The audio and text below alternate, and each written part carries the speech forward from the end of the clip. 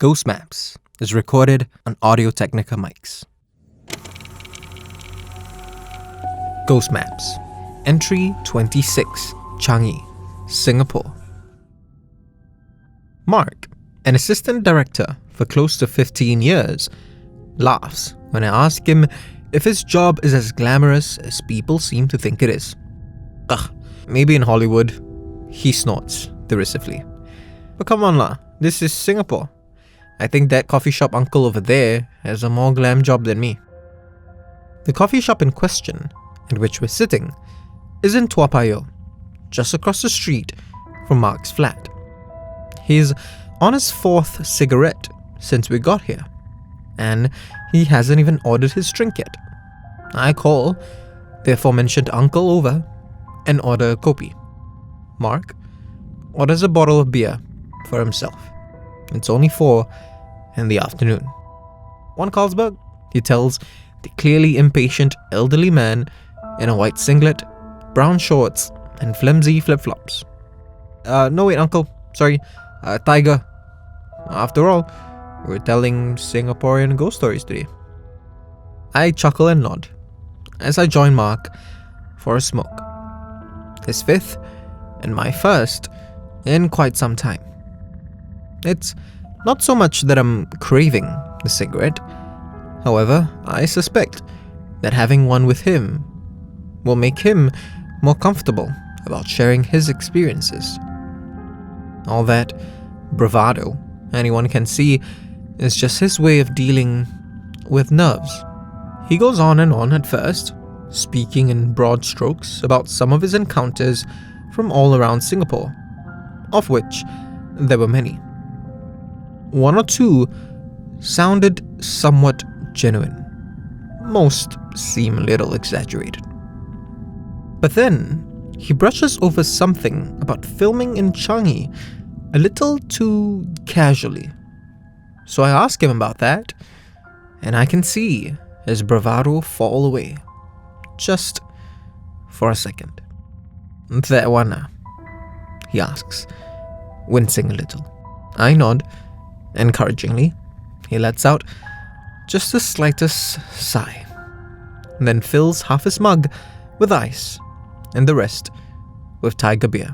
Taking a swig of liquid courage, he puts up his front once more. "Okay lah," he says, raising his voice a little for dramatic effect. "Let me tell you about that one." As he lights his 6th cigarette, I switch on my recorder and ask him to start from the beginning. It was June 2015. Mark was working on a shoot for a TV pilot. It was supposed to be for some cheesy horror series, he tells me. Like, what was that show called?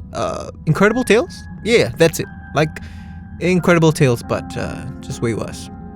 The 20-person crew was scheduled to meet at the Changi Village Hawker Centre at around 6 that evening. But Mark and a couple of the others arrived earlier and decided to have a quick bite and a drink at a pub called Charlie's Corner. Among this group was the shoot's bus driver, a genial man in his 60s named Hong. Hong, it seemed, had been ferrying production crews around the area for years. He knew Changi better than most, he claimed, and told them that he'd make sure everyone was alright that evening. Even though Mark had never done a shoot in Changi before, like a lot of Singaporeans, he was well aware of this area's reputation for the supernatural. So, despite the old man's reassuring tone, he was still more than just a little anxious. Mark kept those concerns to himself though, partly because his ego wouldn't allow him to look scared in front of the younger crew members, but also because he was worried that voicing those anxieties might just make them real. Once everyone had showed up, the crew slowly made their way to a secluded area closer to the more infamous parts of Changi. We didn't want to film in places like the old hospital. It just wasn't worth the risk, he told me. But we still needed somewhere with the right atmosphere, you know? They reached their destination at around 7 p.m.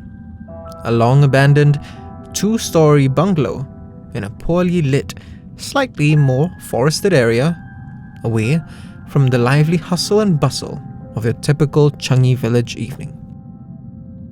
As the crew alighted and unloaded their equipment, a pair of young production assistants strolled over to a nearby bin just a couple of meters from the bungalow itself and lit their cigarettes.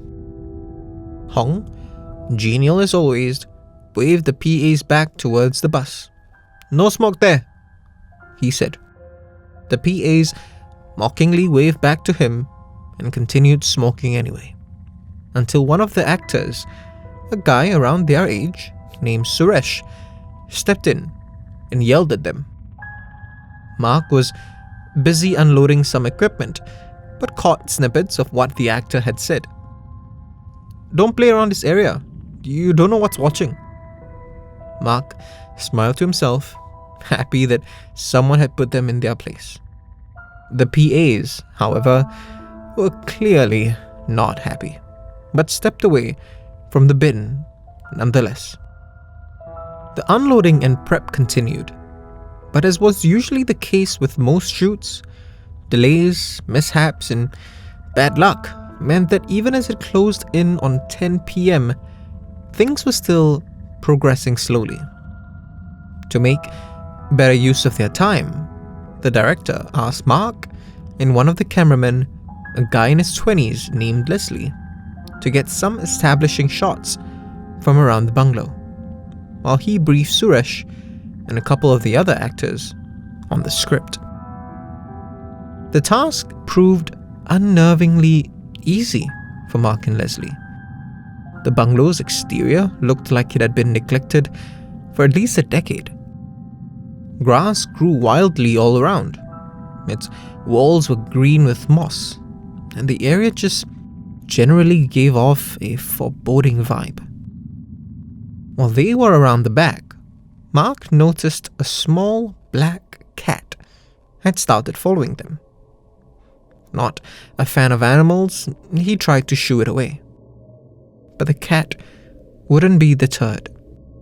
Eventually, Leslie and Mark made their way into the bungalow itself, which somehow seemed even more dilapidated than the exterior. Pieces broken off of old furniture and empty food and drink packets were strewn around. Roaches seemed to scurry away whenever Mark shined a light. Finally, the pair made their way up to the second story, the cat still following on their heels. That uneasy feeling that weighed on Mark and Leslie grew heavier as they scaled the creaky steps. Over the next 10 minutes or so, they had managed to capture a couple of adequately eerie shots in one of the rooms.